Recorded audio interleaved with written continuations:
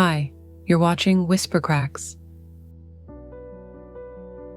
We've only been married for 3 months, and somehow, it already feels like everything is unraveling. It started with a small fight, one of those pointless ones that don't even have a real reason. He'd had a bad day. So did I.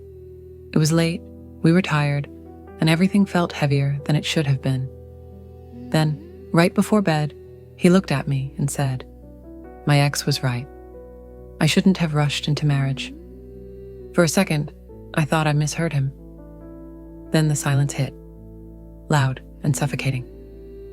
I could feel my body trembling, like my mind was trying to protect me from understanding what I'd just heard. He froze. I froze. And in that frozen second, I think we both knew. Something had just broken. I walked away. No words, just footsteps. Locked myself in the spare bedroom and stared at the wall until morning. When I came out, he was sitting in the kitchen, hands shaking, eyes hollow from a sleepless night. And that's when he told me. He said that the night before he proposed to me, he got a text from his ex. She said she needed to talk. She was crying, broken from a recent breakup, and he thought maybe he could help. So he went. They met at a bar. He said she looked destroyed, and I don't doubt that. I wouldn't wish heartbreak on anyone. But while he sat there comforting her, he started telling her things about me, about us, about how he was going to propose the next day.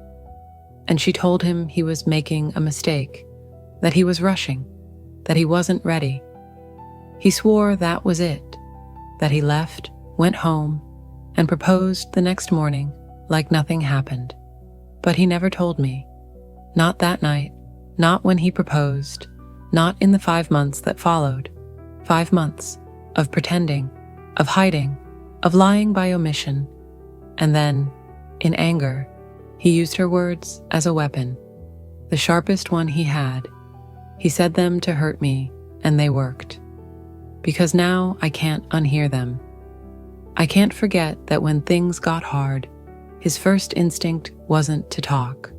It was to wound. He's been trying to fix things ever since.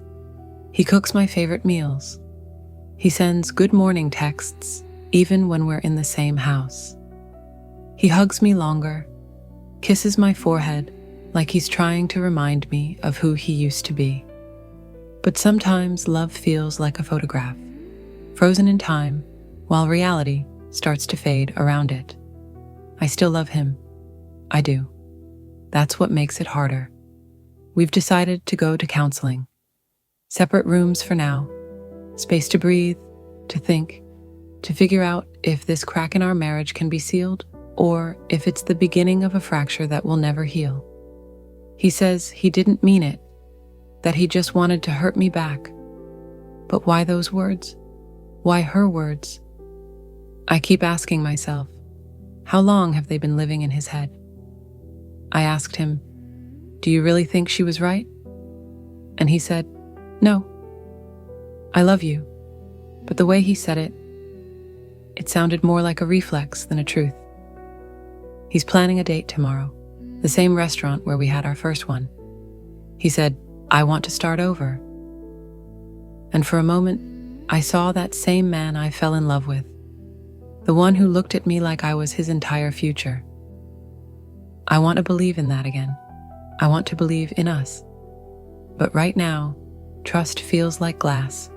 Once cracked, you can glue it back together, but the lines will always be there, reminding you of how fragile it really is.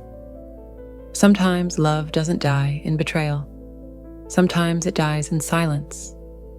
In words we say when we're angry, and the things we never admit we still feel. I don't know what will happen next. Maybe counseling will help. Maybe we'll learn to communicate again. Or maybe this was the moment that showed us who we truly are when things fall apart. All I know is this: I can forgive a mistake, but I can't unhear the truth that came out of it.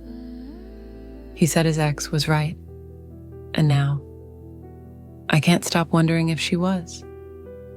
This is WhisperCracks, real voices, quiet truths,